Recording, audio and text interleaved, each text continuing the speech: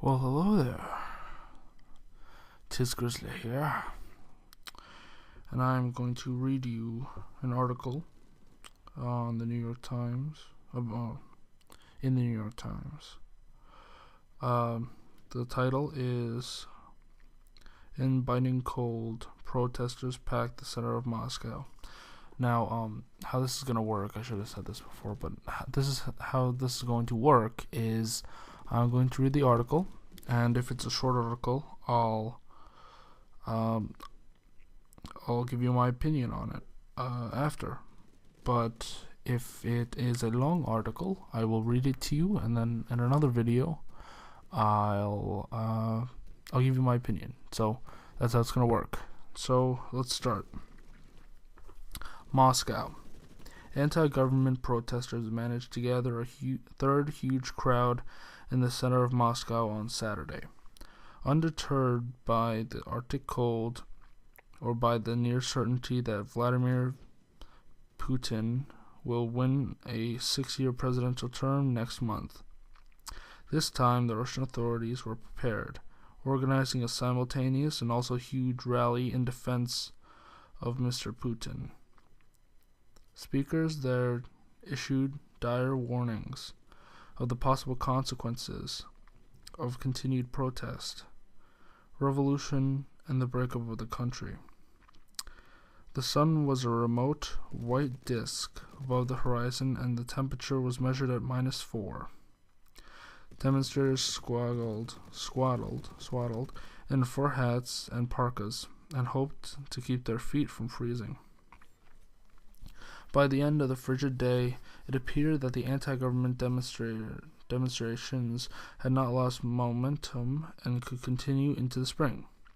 If they do, they will pose an unexpected challenge to Mr. Putin, who has never faced sustained public opposition in his 12 years as country's paramount leader. It is clear nothing will change, but at least we demonstrate. 6 months ago, nobody could have imagined it in Moscow, said Marina V. Segupova, 28 years old, and an interior decorator who was wearing a scarf encrusted with white from her frozen breath. We want the military and the police to cover our side. Come over to our side. We will show our goodwill. We will show that we are kind. We are a snowball, she said, and we are rolling. The city's authorities said the anti-government crowd on Saturday was larger than at either of the two smaller rallies in December, and they estimated that about 36,000 people were there. Organizers gave an estimate of 120,000. With precisely a month left before the presidential election, polls show that Putin, who is currently prime minister, is far ahead of his four rivals in the race and has a good chance of breaking 50%, the 50% barrier, and to win in a first round. If he falls short of that, he would most certainly win the second round and the third round weeks later. Although the process would cast doubt on the strength of his public mandate. The protest movement, meanwhile, has not consolidated into a coherent political force. It lacks leaders willing or able to challenge Mr. Putin, still by far the country's most popular politician. Maxime Trudeau, the editor of Venezuela, a daily newspaper, said the protest's major impacts was to broadcast a style that Mr. Putin could not continue to rule the same highly centralized style. We are standing at a really important threshold for this country, Mr. Trudeau said in an interview. Right now, if nothing extraordinary happens, a black swan or something, he is of course the president in March. But In March, he will be a very different president, a president with a different level of legitimacy. This series of demonstrations was set off by parliamentary elections on December 4th, which were widely condemned as fraudulent.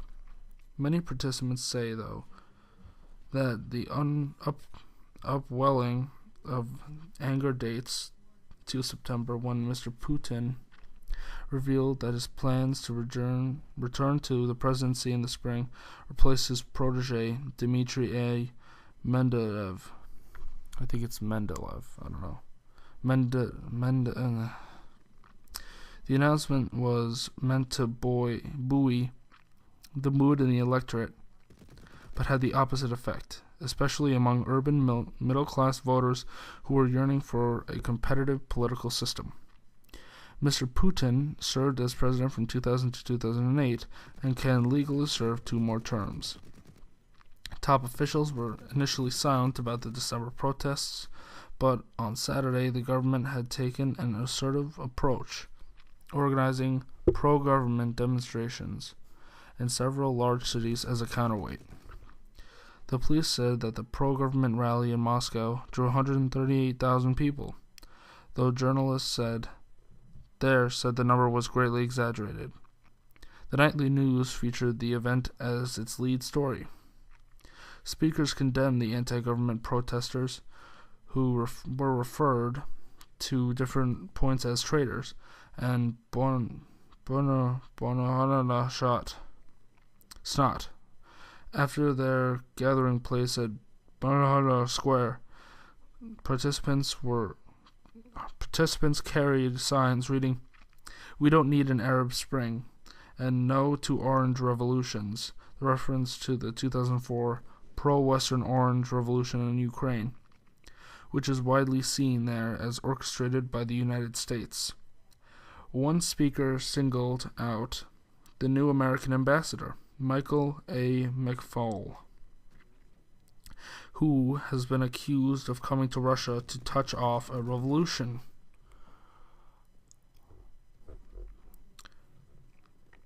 "We say no to the destruction of Russia," says Sergei Kurtahira, a political scientist from the stage. "We say no to the American embassy, where these terribly degraded people turn for help." As soon as McFaul arrived, they went there to organize a crowd, like cows to a watering place. "We say to this no, no, and no again." Mr. Putin later said he was surprised and pleased with the turnout of the pro-government event.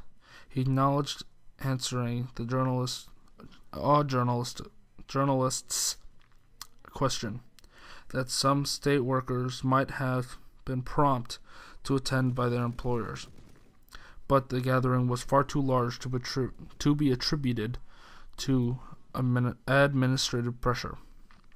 It is completely obvious that people just came out to express their opinion, and that position is that they support what we're doing, says Mr. Putin, in comments carried by the Interfax news agency. Many pro-government demonstrators arrived on buses, and several refused to comment on why they were there. Anna Komarov, 65, said he came because my heart called me. "I remember how we lived in 1960 and 1991, he said, adding to the feared that the country would be drawn into another revolution. "Russia is a successful country. I have good financial situation. My pension is 12,000 rubles, or $400 a month. To you this is a ridiculous sum," he added, "but for me it is enough." Protest leaders on both sides had feared Saturday's cold would keep people away. Cell phones and tape recorders malfunctioned. Fingers went numb after a few seconds contact with the air, and exposed cheeks tingled with the sensation that Russians called needles. At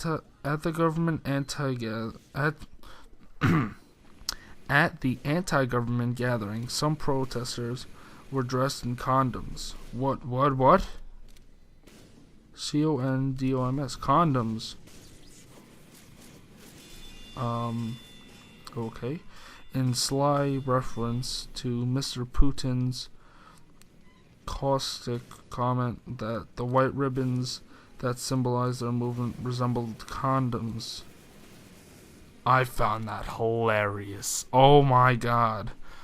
There's there's still much some more left. There were moments of self-conscious humor. The leader on fringe leftist political group said in a speech that the government should not be labeled a middle-class revolt. "We are not revolutionaries in mink coats," he said. He shouted. Just then a woman in the crowd wearing a mink coat yelled, "I am!" Many participants admitted that they found it hard to predict what would happen after the presidential elections, and their goals seemed murky. Some marchers said they hoped for new presidential elections would be called in a year or two. Galina Venhola Octave, 56, said, or arrived at the rally in a fur coat and a pink hat. A retired accountant, she dissatisfaction over the December parliamentary elections had released frustration that had built up over many years about teacher salaries and healthcare corruption. When Mendeleev, I don't think it's Mendeleev, I think it's Mendevev. He was promising a lot, and people thought, okay, but for 4 years nothing has changed. He says, then Putin says, it's enough, I'm coming back, but he is worse. He hasn't even promised anything. So that was like the last drop when he said, okay, I'm coming back, she said. Okay, we've had enough. Yeah, I think 12 minutes. No, I don't think so. Alright, wait till the... Well, no, I can give it real quick. I have 3 minutes, less than 3 minutes. Okay, so Russia people revolting because government being bad and such. So what I think is the Russian government should be like, "Kays, brah, I'll give you your rights and such and what you want." And then the people be like, "Kays, brah, we won't revolt anymore. KK," and then they leave and then everyone's happy. That seems like a good compromise. What do you think? Leave in the comments and rate, subscribe, and comment as always. And Reese's Pieces, everybody. Reese's Pieces. You can eat them. You can taste them. You can feed on them. Do whatever you feel with those Reese's Pieces. Reese's Pieces. Oh, and it's Reese's and then peace. Like, like peace for all with an S at the end. That's why I say it. Like Reese's Pieces, the candy. I should stop.